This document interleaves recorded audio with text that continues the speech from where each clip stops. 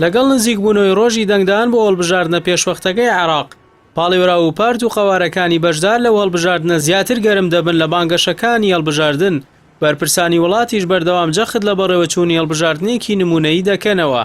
هەر بۆیە چاودێران پێیان وایە خاوێنی هەڵبژاردننی ئەم جارە و بوونی هەزاران چاودێری نێودەوڵەتی و ناوخۆیی و نەتەوە یەکگرتووەکان هەلێکە لە بەردەم هاوڵاتیانی عێراق تاوەکو بەشداری دەنگدان بکەن و ئەو کە سولایەنانەی خۆیان دەیانەوێت دەنگی پێ بدەن. لە میانی کۆبوونەوەیەکدا بۆ دەستگاکانی ڕاگەیاندن بەرهەم ساڵح سەرۆکۆماری عێراق ڕایگەیاند هەڵبژاردنەکانی تشرین ڕەخۆشکەر دەبن بۆ پێداچوونەوە بە سیستەمی حکومڕانیدا و دەبێت هەر چاکسازی ئەنجام بدرێت.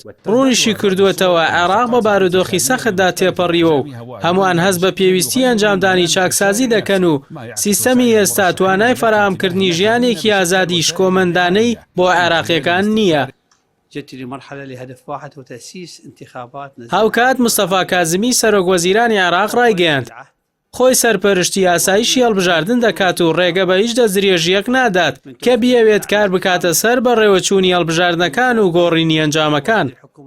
ڕاوێژکارێکی ناوبراویش ڕایگەیاند حکوومەت پابەندە بە پاراستنی یاساییشی ناوەندەکانی دەنگدان و لە هیچ کەسێکیش قبوڵ ناکرێت داهاتی گشتی وڵات بۆ بانگەشەی هەڵبژاردن بەکار بهێنێت و هەڵبژاردننی ئەم جارە لەوانەی پێش خۆی باشتر دەبێت.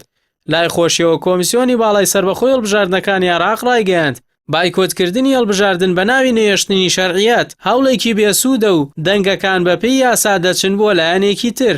في هذه الجلسة الاستثنائية وعرضنا احتياجات جەلیل عەدنان سەرۆکی کۆمیسیۆنی هەڵبژاردنەکان وتیشی ناتوانرێت بە کڕینی کارتی دەنگدان ساختەکاری بکرێت تەنها خاوەن کارتەکە دەتوانێت دەنگ بدات. لەلایەکی دیکەوە موقتەدا سەدر سەرۆکی هاوپەیمانی سایرون کە گەورەترین هاوپەیمانی ئێستای ناو ئەنجومەنی نوێنەرانە لە تویتێکی هەڕەشەئامێزدا لە تۆڕی کۆمەڵاتی تویتر ڕایگەیاندووە هەڵبژاردنەکانی عێراق کاروبارێکی ناوخۆیی و پێویستە لەسەر وڵاتانی دراوسێ و ئەوانی تر دەستێوەردانی تێدا نەکەن ئەگەرنا لە داهاتوودا هەمان مامەڵەیان لەگەڵ دەکرێتەوە.